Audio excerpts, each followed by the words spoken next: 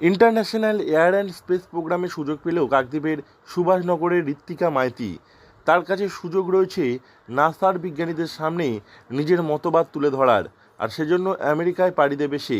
Ritwika Saint Xavier's কলেজের তৃতীয় বর্ষের ছাত্রী। রসায়নবিদ্যা নিয়ে তিনি সেখানে স্নাতক করেছেন।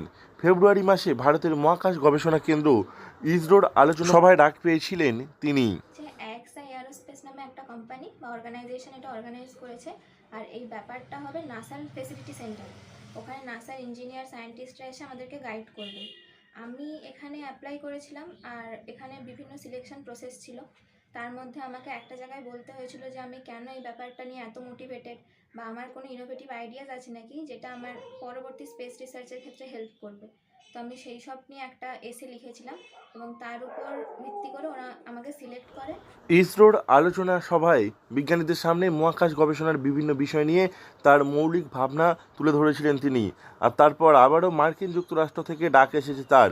মার্কিন সংস্থা এক্সা এয়ারোস্পেস আয়োজিত এই অনুষ্ঠানে নাসার বিজ্ঞানীরা মহাকাশ গবেষণা সম্পর্কে ছাত্রছাত্রীদের মৌলিক ভাবনার কথা শুনবে। মহাকাশ গবেষণা নিয়ে ঋত্বিকা একটি প্রবন্ধ লিখেছে ইতিমধ্যে। সেই প্রবন্ধ মার্কিন সংস্থার কাছে পাঠিয়েও দিয়েছে সে, আর এরপরই তার নাম মনোনীত হয় সেখানে। আমরা খুব আনন্দিত, স্কুল শিক্ষক, প্রতিবেশী, পিতামাতা হিসেবে আমাদের কাছে খুব গর্বের, আনন্দের। কিন্তু একটা বিষয় আমার কাছে খুব চাপের। ওখানে যে 1 সপ্তাহ ব্যাপী ওদের ট্রেনিং পিরিয়ড হবে, ওখানে যে খরচাটা ওটা আমার কাছে খুব বাড়েন। একজন স্কুল শিক্ষক হিসেবে এইটা এই মুহূর্তে বহন করা আমার প্রতি খুব কষ্টকর। আনুমানিক প্রায় 7 লক্ষ টাকা খরচ হবে।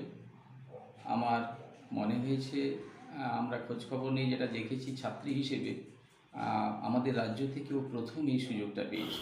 এ নিয়ে ঋত্বিকা জানিয়েছেন, নিজেকে দিনরাত খেটে এই অনুষ্ঠানের জন্য তৈরি করছি। ভবিষ্যতে মহাকাশ গবেষণায় আত্মনিয়োগ করার ইচ্ছা রয়েছে তার।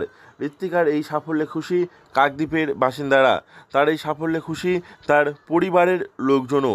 তারা জানিয়েছে মেয়ে কাকদ্বীপে যাবে, সেজন্য তারা খুবই খুশি, কিন্তু তার জন্য যে প্রয়োজনীয় অর্থ লাগবে তা তাদের কাছে নেই। সেজন্য তারা সরকারি এবং বেসরকারি সাহায্যে মেয়েকে আমেরিকায় পাঠানোর সুযোগ করে দেওয়ার জন্য তারা সকলের কাছে আবেদন জানিয়েছে। দক্ষিণ 24 পরগনা থেকে নবাব মল্লিকের রিপোর্ট, লোকাল 18 বাংলা।